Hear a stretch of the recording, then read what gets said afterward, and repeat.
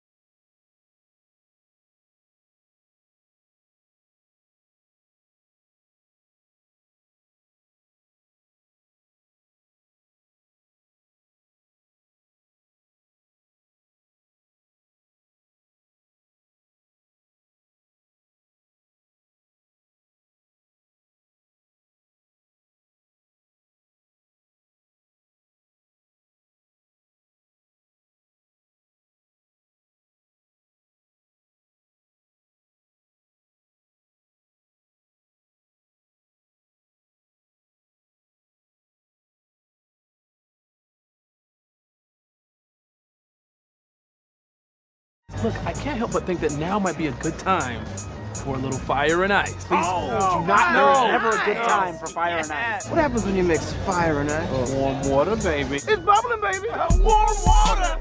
Warm water.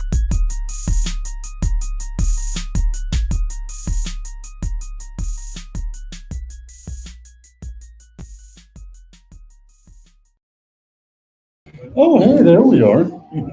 It's nice to see you. That is Brandon the Iceman Cohen. I am Mike Tipton. We are over here at Union Draft House. You can see that my glasses still haven't transitioned because I had to run out to the car and grab some stuff. That's the beauty of technical difficulties.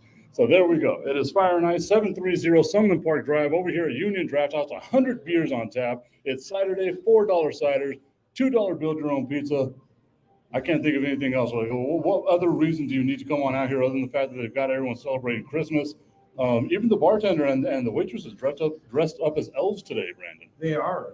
It's very nice. Let me tell you, adorable outfits here. We got some Saturday NFL football going on, basketball, college bowl games, a little bit of everything. And yes, they definitely are in the festive spirit here as Christmas a little more than a week away at this point.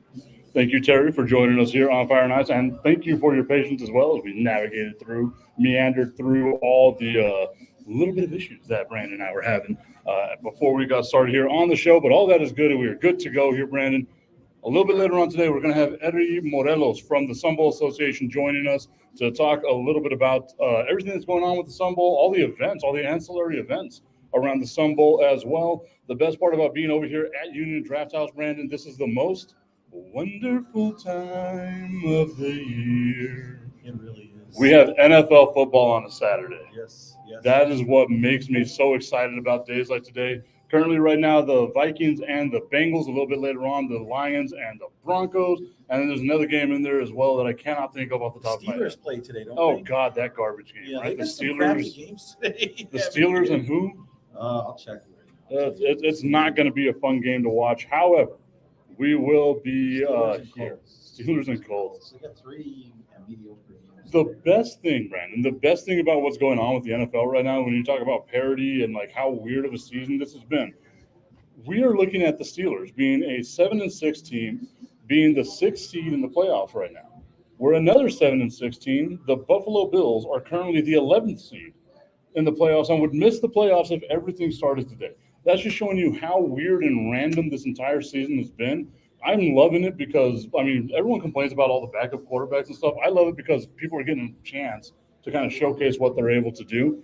But as far as I'm concerned, Brandon, I'm loving what I'm seeing right now. How are you feeling about this season? Because it's been a really injury-ridden season. Yeah, we lost so many starting quarterbacks, and unfortunately, early in the season, I think it's been an interesting season to say the least because of the competition, the parity, and ultimately at this point with a month left to go in the regular season, there's something like 23 teams that are still mathematically alive. Now, everybody and their brother, especially in the league, like to bitch and moan initially about the extra game, but I'm okay with it. And the reason I'm okay with it is because more football means one more week of interesting games that actually matter. And of course, the fact that you have that game, that extra game that you can play within the additional conference where before you just had to play, let's say Dallas had to play every team from the AFC East. Now you can choose that one other opponent from maybe, let's say, the AFC West as opposed to just sticking with the opposition like that. So I'm okay with it. I like it after a few years or a couple of years. So I've been, one of these people where I love anarchy, right? And that's why I love, even with the injuries and everything that goes on with the injuries as well, I enjoy seeing all of the parity and everything that we've got going on in the NFL right now because it feels like we've only got 2 or 3 really, really, really good teams. Mm-hmm. And I say that because a couple of them seem to have fallen off over the last couple of weeks. The Philadelphia Eagles, after getting spanked by the Cowboys and the 49ers back-to-back weeks, they aren't looking the same. Jalen Hurts is clearly hurting. And it's something that we're not accustomed to seeing with the Philadelphia Eagles.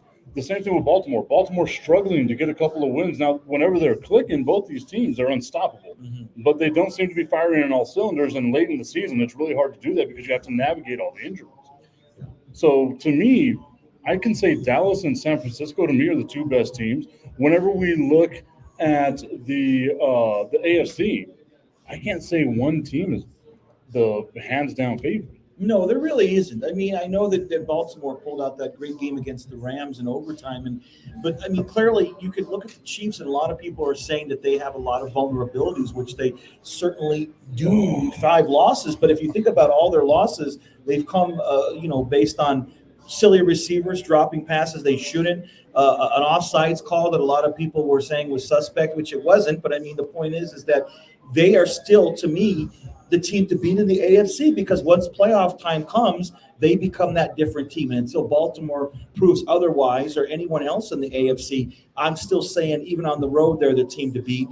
Buffalo's dangerous. We'll see what happens against Dallas. In the NFC, yes, it's a little more concrete. It's Dallas and, of course, San Francisco. I still think you can't count Philly out, because Philly has had an extremely challenging last 4 games, which they won 2-2, I believe. And ultimately, there's those other teams, those teams that, Detroit, you don't want to take away from what they've done this year. I want to give a shout out before I rip into you right now. I want to give a shout out to Coach Sean Rezloznik for joining us on Twitter as well. Remember, we're on Twitter, we're on Twitch, we're on YouTube, we're everywhere. On Facebook, there's too many places that you can get fire and ice. But of course, over here, Union Draft House, 730 Sunland Park Drive. We're over here the majority of the times whenever we're at a Union Draft House. Now, you had mentioned the Philadelphia Eagles, and I brought this up to you a few weeks back. As a matter of fact, whenever Philadelphia was 8-1, I said they're very unimpressive 8-1. Yeah. You brought up how they've went 2-2 in their last 4 games. Right. Let's look at those games, okay? They got their ass handed to them by Dallas and San Francisco. We'll take those out. Let's look at the 2 wins. Gabe Davis runs the right route. That's a loss. Right. Marquez Valdez-Scantling catches a ball. That's a loss. Right. You're looking at a team here that has been extremely lucky, and that's the reason why early on in the season I said, is this team actually really that good? Because they've had, the old saying, the sun shines on a dog's ass every now and then. Yeah. It seems like they're in the shade right now, man, because the way that they lost to Dallas, the way they lost to San Francisco, they are not looking good. They're not looking like a dominant team. They struggled with a Kansas City team, which is going to sound like sacrilege to say this, a Kansas City team that cannot put up points. And they struggled with the Bills team that has been an extremely disappointing team. Now, obviously, like I mentioned earlier, there's not a team that's head and shoulders better than everyone else whenever we look at the AFC. But I don't know if I want to put Philadelphia in that elite category. And I've been saying that the entire season because they've been eking out these wins where, again, it seems that they were extremely lucky rather than being really good. Remind me what the outcome of those games was, though. And look, I mean, the point is that there is going to be some wins that are considered lucky. There's going to be wins that are miraculous. There's going to be wins that happen at the very end. And because of other teams' blunders and officiating, wins come in many shapes and sizes in this game, right? And in the end, it just matters that you're getting those wins, and the fact that they do have a very favorable schedule these past few weeks, although the Giants are playing much better with the man DeVito. They have two games against the G-men, which are no gimmies at this point. The way the G-men are playing, they're still mathematically alive. So we'll see how they finish, and really if that has transpired to them being a more of a vulnerable team. I still think they're pretty darn good, though. I want to mention something, Brandon. I feel like the 28 years of just disappointment, again, I've mentioned it, the conveyor belt of depression that the Dallas Cowboys have been since 1995. I was 11 years old when this team last won a championship, or about to be 11 years old, when this team last won a championship. I've tried my best to not get excited. I'm trying my best to just kind of dial it back a little bit, Brandon. But whenever I look at this Dallas Cowboys team, I sit there and I think to myself, I don't trust them still. Sure. They've had some very impressive wins. They're 10-3 on the season. Yeah. 6 of those wins, they've scored more than 40 points. Yeah. This is an offensive juggernaut that has a fantastic defense. I still do not trust them. I am terrified of what this team does and what this team is possibly capable of doing, which is letting us down because they've got 28 years of history of doing it for us. And this game against Buffalo terrifies me. I was terrified again against the Eagles. I love seeing what the Cowboys were able to do there. Just the whole team clicking on all cylinders, right? But now that I'm looking at this Buffalo team, Buffalo's gotten, it seems like they're getting it together now, right? Like ever since the firing of Ken Dorsey, Sean McDermott, surviving his 9/11 quotes, which I think is just the most amazing thing a coach has ever said in the world. For those of you that don't know, what Sean McDermott said was the best way that you could show teamwork and unity was the way that Al-Qaeda attacked the United States on 9/11. How on God's green earth does that man still have a job? Putz. but Seriously, what but a I mean, putz. hey, it's just a guy, right? I want to give a shout out to Angel Torres who joined us as well as Coach Carr for joining us here on Twitter. We seem to be big on Twitter today, man, and I'm loving it. The little birdie. I just look. Let me just say this much. I think all Cowboys fans share similar sentiments just because of the disappointments every single year. Conveyor belt of disappointment. Yeah, I mean, it's if it's January, it's their time to flounder, or if that's the right word, I guess. But no, I mean, here's the thing right now. I mean, obviously, Dak Prescott is playing that MVP level of football, and that here we go shtick is the funniest shtick I've seen in a long time. I love it. It's phenomenal. If you're a Cowboys fan, you have to be running around going, here we go. Terrible impersonation, but anyways, here's my thing. I don't know. I mean, I think they can win the game at Buffalo. I think Buffalo is definitely playing for their lives at this point. They have to win out to get in. They played a good game and they won at KC, and they should have won the game against the Eagles. It's going to be a tough place to play. It's going to be not as chilly as you think in Western New York in December. But here's the thing. I'll tell you about these Cowboys, man, is they have been as resilient as they can. And I love the way they're being coached. And I just love the way they've come together as an organization. If they can go 3-1 down the stretch, or at least 2-2, maybe win, the Washington game. I don't know about that Miami game, but Miami didn't look unbeatable last week against Tennessee. They can go in on that hot streak. And they could just be that team. But again, we get excited and they break our heart every year. So it's like, geez, as good as they are, to me, it's Super Bowl or bust this year. I mean, it feels like it's been that way for the Dallas Cowboys for right? It's like quite years, some time, right? Because I think that's where the level of expectation is. And I think I told you at the beginning of the year, I didn't have much expectations for this team. Sure. I thought that by this time of the season, the season would be done because I think I try to look at it as objectively as possible. Philadelphia, again, when healthy, that is a scary-ass team. Mm-hmm. It is just a terrifying concept. And San Francisco, I mean, no one could have seen with Chase. There are no weaknesses on the San Francisco 49ers. Not a one. But when it comes to the Dallas Cowboys, I sit back and I look at this team and I'm trying to, dial back my excitement for them because I see how this team can be. I see what this team could be. And I also remember, because I am the more logical individual when it comes to being a sports fan, that in order for a team to win, you've got to have a lot of things go your way. Yeah, no doubt. Every season you start with a 1-in-32 chance, hypothetically, of winning the game, just numerically, right? Statistically, that's what it is. 1-in-32 of winning a Super Bowl. So you should win a Super Bowl once every 32 years. That's always the way that I thought about it. They are due. It's 28. But what that means to me is like maybe they shit the bed this year. In 4 years, we maybe just maybe get a Super Bowl. I mean, again, Dak's playing the best football of his career, which is funny to say because he was pretty good early on. But I think he's playing the best football of his career this year. I think that McCarthy is hopefully finally comfortable in his shoes that he's in. And, of course, they need to take advantage of this defense because Dan Quinn is a head coach next year. So the stars are hopefully aligning for them. If they look good tomorrow, then maybe you can start believing and saying, hey, this could be that season. This could be, where they could actually go on the road. They could end up beating a San Francisco or beating a Philadelphia in the playoffs. I mean, if you can win those big road games, then you can win anywhere, and in the postseason, you should hopefully be successful. Oli Arenas asking us on Facebook, what is our pick for tomorrow's game? Brandon, the Dallas Cowboys up in Buffalo, taking on the Buffalo Bills. The Dallas Cowboys notoriously not good on the road. One of the only undefeated team now in the NFL at home. So they're great at home. But think about that. Out of their 14 games, they've lost 4 on the road. That's not a good look for the Dallas Cowboys. What is going to be your pick for tomorrow's game?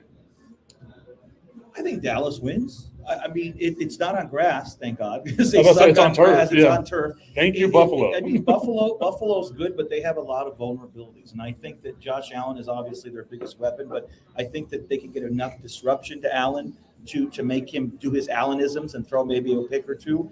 I mean, Buffalo's good, but they ain't that good. They've still lost, 6 games, whatever it is. And, I mean, as bad as maybe Dallas has been, yes, they've lost all 3 of their games on the road. One of those was a good loss, we'll call it at Philly. The other 2 were garbage losses. I still think that they are playing as good, if not as good as the number 1 team in the NFL right now with their streak. I think they take it into Western New York. They take care of business. They get some wings on the side because, damn, they have good wings in Buffalo. I should know. I've been there. I think they win tomorrow. I think they win. I think it's a close game. I think it's a 23-20 game. It comes down to the wire. And how about they have the best kicker in the NFL right now? Yeah. Might I add, too. So MVP. That's something they didn't have last kicker. year. That's something they had a garbage kicker, unfortunately. Yeah, I love Aubrey's Brett the real Maher. McCoy. I love Brett Maher. I do too, but he screwed up when it mattered the most, unfortunately. Yes. And the kid, Aubrey, does. Yeah, and that's the thing. Doesn't. But Aubrey has missed 3 extra points. So we've got to remember. I'd rather miss extra points and field goals, but I would rather miss none. Yeah, I know. Yeah. I know. But it's been a while. It's been a while since he's missed an extra point. But either way, Brandon, I'm going to say it. Mm-hmm. And I feel like this can age either really well or extremely poorly. I think the Dallas Cowboys are going to win out the rest of the season. I think the Dallas Cowboys are going to go into Buffalo. They're going to dominate against that team because the Dallas Cowboys defense ain't no joke. Mm-hmm. I'm looking at Miami. And again, like I told you a few weeks ago, Miami doesn't scare me. Miami isn't the team that I look at and say, oh, my goodness, this is something that I'm terrified to play against, as we're joined on Twitter by Cody James Bachmeyer as well. The Dallas Cowboys, I look at them, and I look at the matchup against the Miami Dolphins. And I think that Dallas can do exactly what Tennessee did. Now, obviously, Dallas has a better quarterback than what Will Levis is. And also, if we can just give a little bit of love to how buff and how shredded Will Levis is. I don't know if you saw that on the sideline where he flexed. You can see all the veins and muscles popping out of that guy. Yeah. My God, dude. Just take a day off from the weight room. But Dallas has a much better quarterback overall than what Will Levis is. Yeah. They might not have Tennessee's running game, but Tennessee wasn't really working the run. It was the passing game. Mm-hmm. I would take Dallas Cowboys passing game against anybody's passing game. And I feel like that's going to be something that Miami is going to have some trouble with. And then Miami hasn't faced a defense like what the Dallas Cowboys have. No. And look at what happened when they did face a decent defense against Tennessee. And granted, Hill was out for at least half of that game. So, I mean, it's a different story when Hill is out, but Hill's injured. He may very well not play tomorrow at New York. But look, I mean, the way Dallas has played again, especially against decent competition recently in Philadelphia and Seattle, they've proven they can beat the playoff contenders. To me, there's no reason why, unless they rest everybody and they got anything set up by week 17, which I doubt, against Washington, that they couldn't go 4-0. And that's the big question is, can they win that intricate road game? To me, these next 2 games are going to tell me so much about this team, because if you could go into Buffalo and Miami and go 2-0, against 2 of the top, tier, at least Miami's a top tier contender in the AFC, Buffalo trying to get in. If you can go 2-0 against those 2 teams and win well and take care of business, even get close games, it doesn't matter. To me, you are that true Super Bowl contender. At least go 1-1. At least go 1-1, and I'm still happy. Yeah. I think that's going to be the thing too, but we have to look at it like this. The Dallas Cowboys are going to need a lot of help to get that number 2 seed. Yeah. There's still a scenario out there. If Dallas wins out, Philadelphia loses the game, and San Francisco loses the game, which looks like it's not going to happen. If that scenario plays out, then Dallas Cowboys get the home field advantage if they win out, right? So there's a lot of ifs that I mentioned in there. But I can look at the Dallas Cowboys right now and say that's a real possibility. Yeah, it is. I mean, look, to me, that Arizona game could be a trap game for San Francisco. That's one of those games where, San Francisco's been on a roll. But I could see San Francisco losing 1 more, and I could still see Philly losing 1 more, maybe 2. I can't look at Philadelphia. Like, as much as I was shitting on them earlier, I cannot look at Philadelphia's schedule right now. Don't worry about that right now, buddy. And find a loss? Yeah, and even against the G-Men? We're playing for – because I remember, get it. It's Tommy DeVito, Tommy Cutlets, whatever you want to call it. Don't call me My Danny thing DeVito. is, I cannot see a loss there. I can't. I mean, Philadelphia, once again, even with as phenomenal, because they really are overachieving with Tommy DeVito playing right now. They really are super overachieving with it right now. What I would say with Philadelphia, I just see them winning out the whole thing, which means it's going to be unfortunate for Dallas because they are going to lose. They're the 5, right? Yeah. Right. Even if they finish with identical records. Look at they could be 14-3 and be the 5 seed and go on the road. And obviously, I like facing off against Atlanta. I like the possibility of that, or even Tampa Bay, or any one of those terrible NFC South teams. I think everyone wants to get a game against the NFC South in the playoffs because none of those teams are terrifying. Mm-hmm. But Philadelphia, to me, I cannot see a loss in there because you've got the Giants twice, and you've got the Commies in there. Who do they have this week coming up again? The Commanders? Philadelphia. Seattle. They've got Seattle. That could be a trap game. That's a Monday night game. The Cowboys almost got caught in that one. In Seattle, a Monday night game with the 6th man or whatever it is, the 11th man, that they have there, the 6th man. That's fun as basketball. Yeah, I mean, that's going to be a tough game. That's not going to be an easy game, I think. Angel Torres telling us DVOA suggests that Buffalo is a top-tier team. Maddening statistic, but it would not overlook Buffalo. Then he goes on to say Geno Smith is on track to come back. Philly just lost Darius Slay to knee surgery as well. And I think that's a big one too, right? But Philadelphia's corner situation, their linebacking situation, wasn't that great to begin with this year. They've been dealing with injuries all season long, and it just seems to finally have caught up to them at this moment. But I will say this, like Angel said, I don't think Buffalo's not a top-tier team. They've had some really bad luck. Again, we look at, the ifs and buts, right? Gabe Davis runs the right route. We're not talking about Josh Allen the way that people have been talking about Josh Allen. Josh Allen's still a top-tier quarterback. He's still a phenomenal athlete. He's basically the white version of Cam Newton, who this week just said the most ridiculous shit I've ever heard anyone say. Did you hear what Cam Newton said? Semi. I mean, I heard. Yeah. Remind me, refresh my memory. So Cam Newton was talking about people being game managers. Right. And in that list of people being game managers, he mentioned Brock Purdy, which I don't think you can mention Brock Purdy as a game manager anymore. The dude makes some amazing throws. And Dak Prescott. He's a moron. I used to like him, but now he's a moron. He's no game manager. I put a message out, or not a message, but I put a comment on the post. I had that, and I thought to myself, I probably shouldn't have done it again. Me looking at myself in hindsight, where I said, this is the example of CTE that everyone's going to point to in the future. You're horrible. You're so bad. Trent Dilfer was a game manager. Dak Prescott's not a game manager. Brad Johnson at the end of this Johnson was a game manager. Okay. I mean, there's a big difference between a game manager and a top-tier quarterback. The way Preston. Now we were shitting on him last year a lot, and rightfully so. But this year he has completely turned everything around. And I mean, come on now, Purdy is to me top tier, man. That's top tier. The kid hardly loses. He's almost flawless. That's not a game manager, for crying out loud. It's insane. I'm distracted by what's going on the TV up here in front of us, where they have ESPN thing going on. They had a guy basically hanging out in a chair, doing a Zoom call on his phone at the old man angle down here, where like you're seeing everything up the nose, right? And that was just super distracting for me. He's got a lot of hairs there. Well, to me, like it's only old men that take that photo. Yes, you know your age whenever you take that photo. I think I got to get to 45 before I can take a photo like that. Man, I am 45, believe it or not. Thanks a lot. Thank you very little. You don't look 45. Thank you. I appreciate you. You look 78. Oh, yeah. Thank you very little again. So you know what? Here's the thing, man. I'll tell you another game manager, and I'm talking about a good game manager, was Peyton Manning. He was a hell of a Peyton Manning. That kid could manage games like no one else. You got to love when people make stupid calls like that. You know what? They sound like royal putzes, don't they? Frank Manning, when he won his last Super Bowl, was a game manager. So, Super Bowl 50 that's all he needed to be at that point, was Frank Manning, right? Well, yeah, he was held together with duct tape and bubble gum. I say his brother was a good game manager, too. Shoot, Staubach, good game manager. Aikman, they all managed games well, didn't they? Managed to win. That's always my favorite thing, too, whenever people talk about Troy Aikman, like, oh, he wasn't that great. Oh, for crying out loud. Give me a break, you idiot. So you shouldn't even be making comments about football if you think he wasn't that great. Yeah. You and I saw him play, okay? You were a little whippersnapper. I was a little older. That man was great. He was one of the best that's ever played, man. I mean, and yes, they had a Pro Bowler at every position, but because of him, they also went on to win all those Super Bowls. Because we've seen stacked teams not perform the way that we think they should. Great. That guy, talk about someone that rarely made mistakes. He rarely made mistakes. And he wasn't even a running quarterback, but he was still as good as it gets. Slow as hell, if I'm not mistaken. It's like you running the ball. Jeez, man. He's not that slow. See a buffet, though. Boom, there you are, or some beer. Boom, see, here we go. Our waitress Sarah today saw me earlier and was like, should I get the pizzas ready? I was like, maybe we wait a little bit. She sees me, she's like, you want the food? I'm like, well, wait, let's do the show, and then we'll have the greens. The cakes and pies, You were all excited.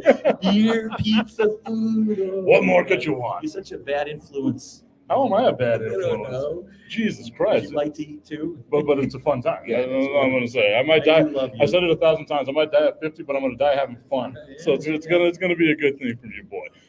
Once again, we're over here at Union Draft House, 730 Sunland Park Drive. It is cider day. They got the $4 ciders. As a matter of fact, the first beer I had today, number 36, as I'm on my quest to 100.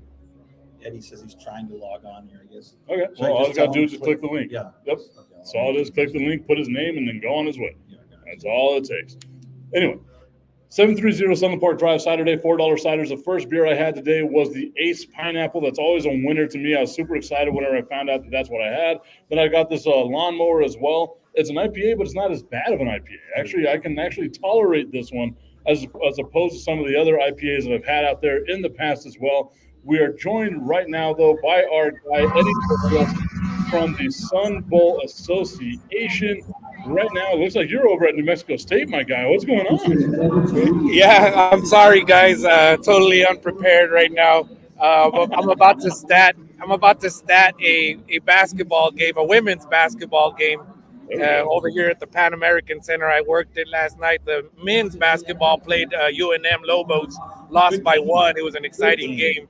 And then over here working women's basketball as I still prepare for the Tony the Tiger Sun Bowl on Friday, December the 29th. So busy times for me. Yes, I was say, so we're going to make this quick for you, my guy. Busy man.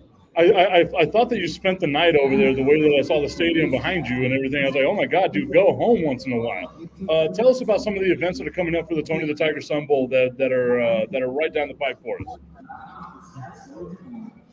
I'm sorry, guys. Again, I'm here in the Pan Am, and the Wi-Fi is real spotty, and of course you can hear the background noise. So it's really a challenge. If you ask me a question on the chat, I can answer like that right now. But totally unprepared, totally. But again, Friday, December 29th, Tony the Tiger Sun Bowl, Notre Dame taking on Oregon State in Sun Bowl Stadium. It's getting close to a sellout, boys. Getting close to a sellout. And we're just wrapping up some things there before we make it official. And really excited. Lots of things going on before the game. We have the Fan Fiesta the night before on December the 28th. So make sure you check that out over at the Convention Center downtown El Paso, Texas. So we just sent you a text right now, Eddie. That way we can communicate this way, because I know that you've got a lot of noise and everything in that stadium as he's getting ready to do stats for New Mexico State women's basketball. The other thing I really want to mention is that we have the West R Don Haskins Sun Bowl Invitational. That is a college basketball tournament with 4 teams playing in it. I believe it's the 62nd annual Don Haskins Sun Bowl Invitational. Started way back in the 60s, of course. And this year we got Wyoming coming into town, South Dakota State, and Norfolk State, as well as the UTEP Miners. That'll be on the 20th and 21st, Wednesday and Thursday, over in the Don Haskins Center. You can call the UTEP ticket office to get your tickets. I will say this: Westar, the sponsor, is giving away cash during some promotion that'll be going on, and it hasn't been set yet. And I'm trying to work on it personally, but I'm trying to find some tickets. As you guys know, for the football game is just about sold out. I'm trying to find tickets so I can run a promotion for all those that are in attendance. So hopefully somebody can win some tickets. But for sure, there will be cash, and it should be a lot of fun. The Don Haskins Sun Bowl Invitational, the oldest holiday basketball around. And let me just tell you guys one thing real quick. We got 2 ranked teams in the Tony the Tiger Sun Bowl. 2 ranked teams. That in the bowl business is really hard to get done. And I just got to say this: Oregon State is going to put up a really, really great fight against Notre Dame. Notre Dame will fight back against Oregon State, and it's going to be a blast of a game. And you guys know the environment there already at Sun Bowl Stadium. The environment's going to be spectacular, and the people are going to have a lot of fun. I'm really excited to see all the out-of-towners come in and enjoy El Paso. And I know that you guys will be a part of all the hospitality whenever any visitors come about. And you guys, you two, personally, you guys, I know, do that already. And I'm so grateful for all the people of El Paso like you who always promote our game and our wonderful city to all those around the country.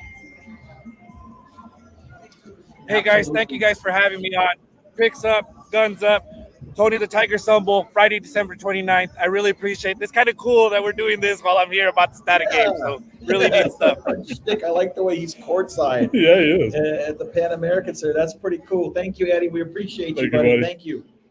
All right, so there you go. That was Eddie Morelos from the Sun Bowl Association doing double duty. Look at that. He was doing the stats yesterday on Busy the guy. New Mexico State's game. Yeah. He was doing the stats today at New Mexico State's women's basketball game. Just a super busy dude. We appreciate your time, Yeah, Eddie. absolutely. And of course, everyone, like you said, those tickets are flying out. Oh, The- yeah. The second Notre Dame was announced as one of the competitors in the Tony the Tiger Sun Bowl, these tickets started flying off the damn gates because it is Notre Dame, the historic football legendary team that Notre Dame is. If you ever heard the phrase "win them for the Gipper," it's because of Notre Dame, and it came from all those things. We played like a champion today.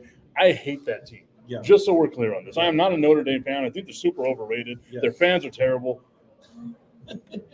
Maybe I'm just becoming a heel. I'm turning heel. Maybe I shouldn't do this before the game starts. I'm going to be on the sidelines. Brandon and I actually are going to be at the Sun Bowl, covering the Sun Bowl. I don't know if you got that email yesterday or not, Brandon, but we will be covering the Sun Bowl. Our credentials are ready to get picked up, so we can go do those. We'll be over there at the game, be on the sidelines, writing articles and all that stuff as well. We're going to have a website coming up in the next couple of days. This is how busy I've been over the last week, Brandon, doing all the little things that need to go to help legitimize us, to help make us feel like we're actually real journalists in the sports world all over again. Yeah, well, that's great. I think it's phenomenal. I mean, how cool is that? You know, here we are covering Notre Dame and Oregon State. It's going to be great. I'm going to come and join you on the sidelines as well, probably in the second half. We'll spend the first half in the press box. And I'm extremely excited because all my years living in Chicago. What's so funny? What did I say this time? Did I do something wrong? I know the reason why you're going to stay up in the press box. That's why. Well, they got a good nosh every year. 100%. Sure. Eddie puts on a good nosh every year for the Sun Bowl. I mean, the out of towner is going to have some of the best Mexican food in the country. I enjoy that, and I'll bring you a little bit down too. But hey, man, I mean, I'm honestly all my years living in Chicago and going through Indiana. I've been through Indiana 1,000 times. Been to Notre Dame, have seen the beautiful Golden Dome a couple times, have seen the stadium, never seen Notre Dame play in person. So I am very excited. Missed it in 2010, was in Chi-Town. Now, going to Chi-Town on New Year's Eve. So I'll be here, obviously. And I'm just ecstatic. I mean, I just think the fact that they're here again, the stars aligned, and like Bernie said, it was improbable. Probably will never happen again. Let's call it what it is. But you know what? You never know. You'll never know. But the bottom line is that they're here again, and we're going to cover it. The one thing excited. that I'm really interested out with the future of the Sun Bowl, and I'm equally excited as well. Like I said, I'm not a Notre Dame fan. I wouldn't consider myself a hater. I do know the teams that I do hate. Notre Dame's not one of them. I think their fans are a little overrated, but whatever. That's another thing that we can talk about later on in the future. But what I would say is that this is so cool because, like you said, it doesn't happen all the time for the Sun Bowl, especially to have a top 25 matchup in the Sun Bowl. I can't even remember the last time something like that happened because we normally get the fourth team or the fifth team in the ACC, the fifth or sixth team in the Pac-12, and they're normally not ranked. This year, thank you to the NCAA committee, the CFP committee, that, to a lot of people got it wrong, but to me, I think they got it right by leaving Florida State out because it pushed everyone down a notch. And that's what allows us to be able to say that, you know what, let's get Notre Dame here for the Sun Bowl. I know some of their fans, just by listening to some of the podcasts and things like that, that's how much of a nerd I am.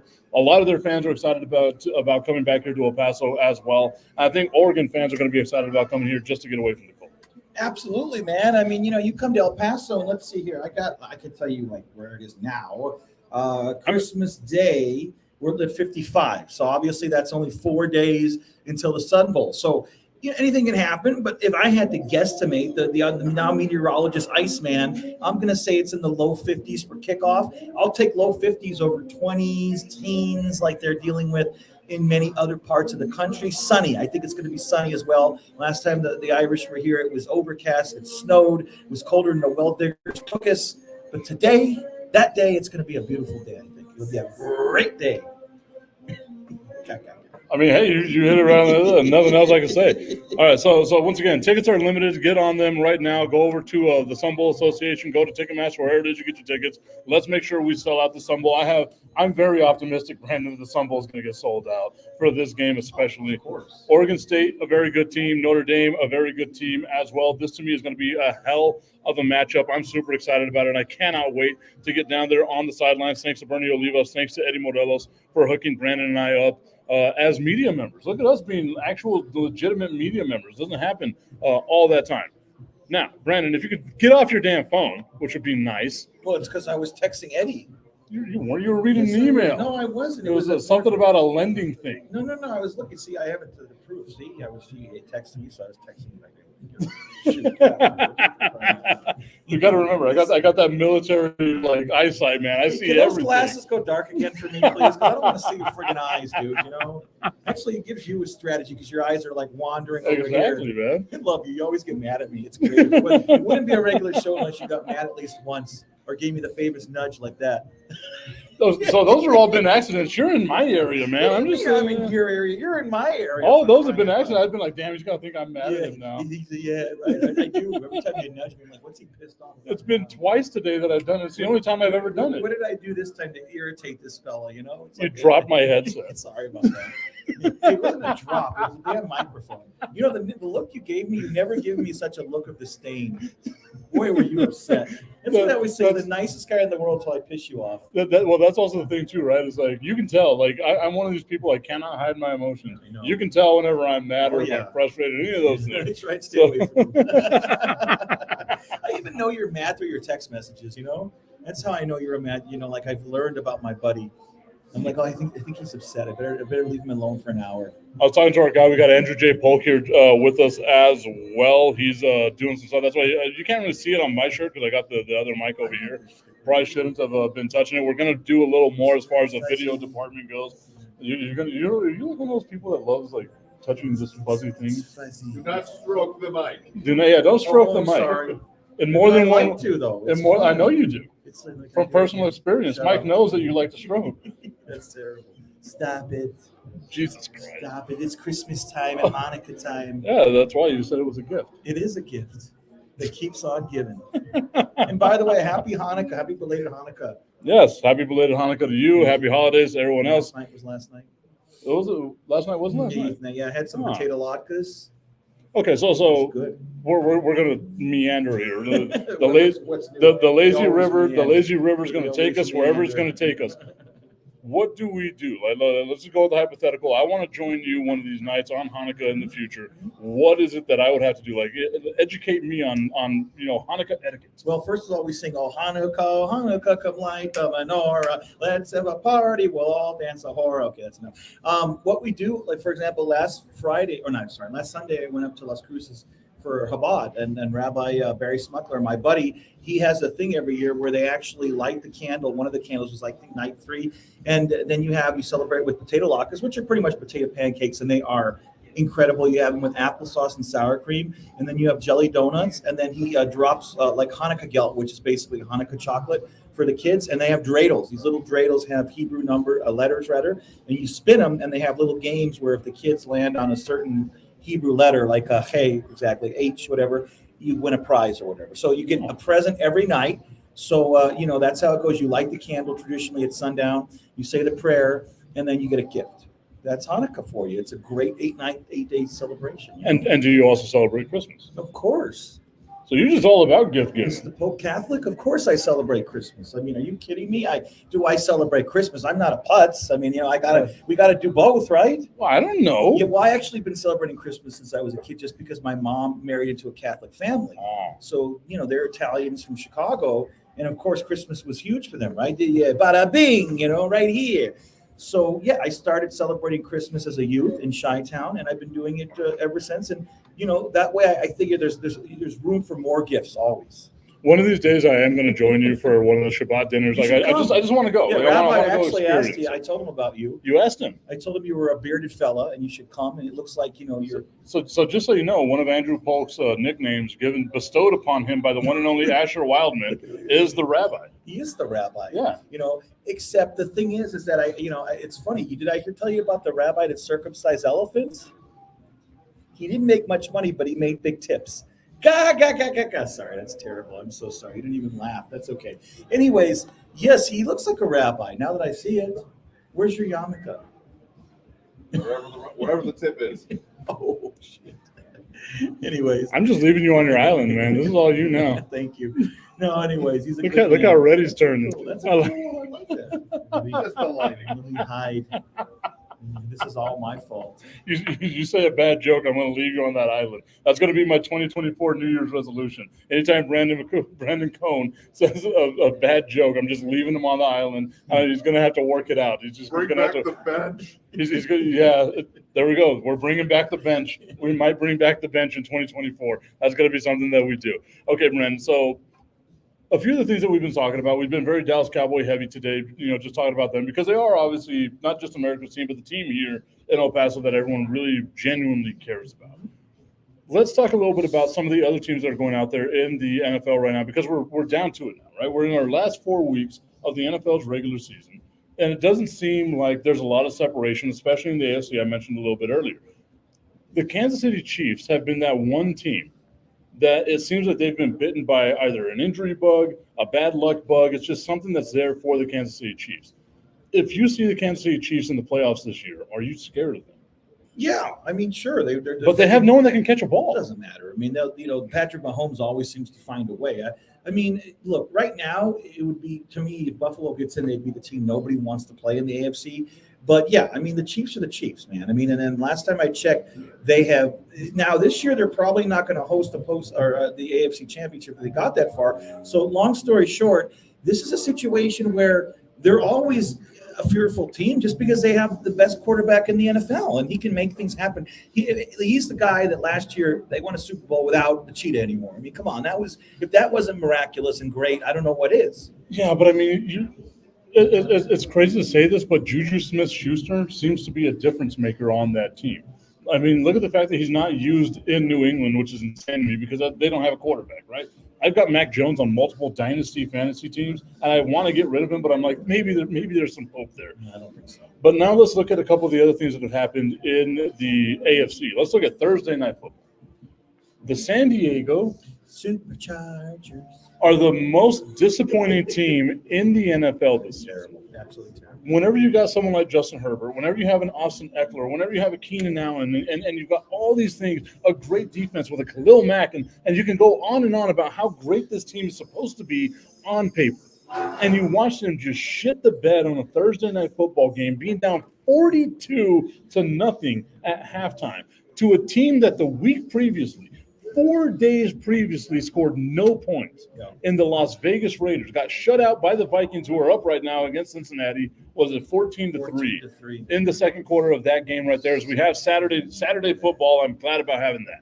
But whenever we look at this team, and we look at a couple of the other teams that are out there, Cincinnati, I just mentioned them right now. No Joe Burrow. Now the Chargers have no Justin Herbert for the rest of the year. You don't know what Trevor Lawrence, who's a gamer, if you saw the way that he left that last Thursday Night Football game and played on Sunday, you wouldn't have thought the guy would have been able to play. Right. We have no idea. You got no Kenny Pickett in Pittsburgh. You got Mitch Trubisky. No Richardson in Indianapolis. You got Gardner Minshew. Which one of these teams is going to be able to in this last month solidify something as someone that can separate? Because the only two teams I think would be Buffalo and I think would be Miami. I'm not even putting my trust in Kansas City because I don't like that team's offense. I don't like none of their receivers are worth having. Well, I mean, clearly, Miami doesn't have the easiest path just because right now, again, they're probably, unfortunately, going to be without Hill on Sunday, and then they play the Cowboys. So that's not – and the Jets game it's not an easy game because of how good the Jets defense is, and they are, a deflated team after giving up that huge lead to Tennessee. I still think that Baltimore is excellent. I think that Jackson's having a career year. I think that things have changed over there. He's finally got those receivers that he needs. They have the running game. They have the defense. They're a well-coached team. I still think that to me, I'm going to say at this point right now that Baltimore is the team to beat. If I have one team to pick, and yes, of course, I still feel that Cincinnati has an outside chance, especially the way they played last week. Although they're getting their tails kicked right now, which is surprising to Minnesota. But I still think that Cincinnati could get something going maybe the last month, excluding this game, of course. But I like Miami, though. I still think Miami is one of the better teams in the league, and anybody could have a slip up, especially late in the season. And that's exactly what happened last week. Whenever we look at the playoffs for the NFL, they're right around the corner. Like I said, just 4 weeks left before we get into playoff time. We normally did this at the beginning of the year, and my pick was going to be the Dallas Cowboys again. I said they weren't going to make the playoffs, but I had them winning the Super Bowl. That's just me being the contradictory asshole that I am. I had the Dallas Cowboys taking on the Kansas City Chiefs in the Super Bowl this year. Now that we've got this many games under our belt, 13 games under our belt, who do you think is going to be representative in each division, each conference in the Super Bowl? In the AFC, I think it's going to be somebody different. I don't think the Chiefs are going to make it back. I really legitimately, again, like Baltimore. I think Baltimore's been playing extremely well, and I think they have all the pieces to that puzzle to be that. If they get to be the number one seed, they're going to be tough to beat at home. So I am going to stick with Baltimore in the AFC. In the NFC, as much as it pains me to not pick the Cowboys because I just still don't have faith in them to make it to the Super Bowl because they are who I think they are, and I hope to God I'm wrong. I think San Francisco, this is finally their year to make it to the Super Bowl, back to the Super Bowl. I feel they've been close the last few years, but I think that, defensively, they are just so good. I think they're probably going to be the number one seed, and they're going to be so challenging to beat at home. The last couple of years, they've had to go on the road for the conference championship, and maybe that's a difference. Probably has been. Yeah, I mean, I want to see Dallas do it, but again, I'm just still not convinced, man. I'm really still not convinced, unfortunately. It's extremely difficult for me to disagree with you on this one, just because, like you said, Baltimore, Lamar Jackson playing at a different level, able to look at what the difference Odell Beckham Jr. makes as the third receiver on this team, right? Now, obviously, they're going to miss Mark Andrews and the production he gives them. I feel like if he was there, it's a cheat code, right? Like they're so much better than everyone else. But it's hard for me to disagree with San Francisco. It's hard for me to disagree with Baltimore. And the reason why I'm saying this, Brandon, is because a few weeks ago I also made the analogy about the Dallas Cowboys. I said that they are the whiskey dick Dallas Cowboys. And I'm going to continue with that because right now what I think this is we're getting close to last call. We're at the bar. We're getting close to last call. The Dallas Cowboys are flirting. They're getting everybody's hopes up. And then whenever it comes into the bedroom, they're not going to be able to perform, and the bedroom being the playoffs. I love the Dallas Cowboys. You know that more than anyone else. I very rarely do I get upset at sports teams the way that I do whenever I get upset about the Dallas Cowboys. I try not to let it ruin my week. I try not to be too happy this week, although I was sending way too many Philadelphia Eagles hate memes to a couple of my friends that are from Philadelphia just because why not? I'm an asshole. I know who I am. But I feel that the Dallas Cowboys are eventually going to shit the bed, and I cannot see a scenario. Let's just go with the hypothetical that Dallas does make it to the NFC Championship. I do not see a scenario where the Dallas Cowboys beat San Francisco. That team is overwhelming. And let's not forget this. When everyone talks about, okay, well, Dallas is healthier now. Dallas is on a roll. You know who San Francisco added after they beat Dallas? Chase Young. And that's going to be a completely different game changer for them. When they dominated them without Young. Yeah. With Young, I mean, it could be, and that's the thing is it's amazing how the best quarterback in the NFL becomes the shittiest quarterback when they're rushed, when they're sacked, when they're pressured. No quarterback is worth the crap if their line can't defend. And Chase Young is that defensive line is ridiculous, man. It's Bosa Young. Come on, man. That's like an all-star defensive line right there. And you got to worry about the offense with Christian McCaffrey, with Deebo Samuel, Brandon Ayuk. Honestly, God, that's the only team that to me doesn't have a weakness. None. In the NFL. None. Even the linebacker, like everyone can like look back and say, okay, maybe the linebacking core is not bad. You got Frank Warner. Maybe the DBs, and they got great DBs. It's just this is whenever you create teams in Madden, they are the San Francisco 49ers of 2020. Chemical Bowl. It's unfair. Yeah. As a matter of, you know what, NFL, let's make a rule that Christian McCaffrey cannot be on the field. Yeah. Or Christian McCaffrey has to play quarterback like he did last year. But what a great GM, though. The way they did acquisitions. John Lynch. But do you remember whenever John Lynch first got hired? Yeah. And everyone was like, John Lynch. Tampa Bay? What does he know? He's a schmuck. He doesn't know his ass from his elbow. Yeah, well, what are you saying now? He's a white safety. Yeah, come on. Hey, man, football knowledge is football knowledge. Yeah. And when you're a good GM, everyone who wants to credit the players and the coaching staff, but it all starts from a good, well-run organization with a great GM, man. I mean, honestly, that's where you get the players. That's where you make the trades. That's where you wheel and deal like anything else. That is how you have a great organization. Good GM. I'm excited to see what happens with the rest of the NFL season. I'm sure that you are as well. The Dallas Cowboys, we know one thing for sure, they're going to make the playoffs. Oh, yeah. Where they're going to be seated, that's going to be the question that has to be answered as we move forward and everything. Brandon, the last story that I want to get to on today's show is the second we ended last week, we get a message from ESPN talking about Shohei Ohtani signing a $700 million 10-year deal with the Los Angeles Dodgers. Sure. Details come out, $2 million per year for the first 10, $68 million per year deferred over the next 10. So it's basically a 20-year contract that Shohei Ohtani is signing right here. What do you feel about, one, the Dodgers, the rich getting more richer? And this is coming from a Yankees fan whose team just traded for Juan Soto. before I get to that, Brandon, I got to mention this. Jonathan Hood, our friend from Chicago, host of Cap and Hood on ESPN 1000s in the morning, sent me a text and asked me, how do I feel about the Yankees not going after Ohtani? I didn't want the Yankees to go after Ohtani. I'm not an Ohtani guy, right? Like, I think he's a great bat. I don't think he's going to pitch anymore. Second Tommy John in 5 years, there's no way you put him on the mound anymore. So whenever I look at what the Dodgers were doing, paying this man $700 million a year, effectively $70 million a year, he's not going to pitch, and he's going to get older.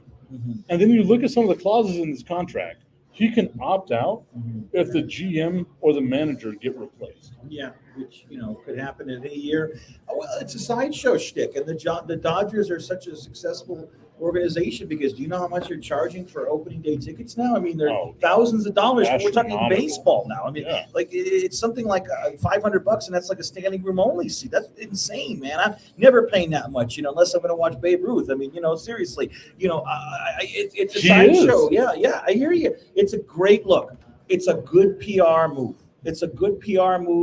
Hoping that he gets you to that level to winning another World Series and finally succeeding in October during a regular non-COVID year. Yeah. Because the 2020 championship, nice, but it was an asterisk because of. Are you one of those? You don't recognize? Well, I recognize it. It's a ring. A ring's a ring, right? Yeah. They got it for their middle finger. I mean, come on now. It's a championship, but again, it's not 162 games. It was played in Texas. It was a weird year, but still, a ring's a ring. I'll take it, man. I'd rather have one than not have one. But honestly, man, I mean, good for them. Like you said, the rich get richer. They're already a great team, but the problem is that they're trying to become a championship team in October, and that's been their big Achilles heel. And so I like it because what's the bottom line? What's the name of the game, man? Sell tickets, make money. Well, they're doing that, aren't they? Yeah. And they're contending every year. So. I mean, it puts them in the headlines. It puts baseball in the headlines. And baseball has been more of a regional sport as opposed to a national sport over the last few years. So I like it. I like the fact that it's putting baseball out there and giving everyone more of a platform. I want, obviously, the dream scenario of the Yankees versus the Dodgers in the World Series, but I also want the Yankees to sign Yamamoto, Yoshinobu Yamamoto coming over from Japan as well, getting $300 million deals, despite the fact the guy hasn't even touched a baseball in the United States of America. That's what I want to see happen. I'm not 100% sure on whether or not it's going to happen, but what I will say, Brent, is that it is the time of the year. This is the last show that we have for this year. I am so thankful to everyone that has, joined us, that has watched us over the year. It's been 2 years since Fire and Ice has come back. Wow. And it's been a phenomenal 2 years. We've added a couple of people to join us as well. We got our guy Daver, who is relentless when it comes to making sure we sound good, we look good. Andrew Polk is joining us as well as being a part of the team. The rabbi, he's going to be circumcising people at the end of the show. Thank God. When Andrew was born, he was 30 pounds, and then after circumcision was down to 7'8". So wow, look at that. That's a ton of dick.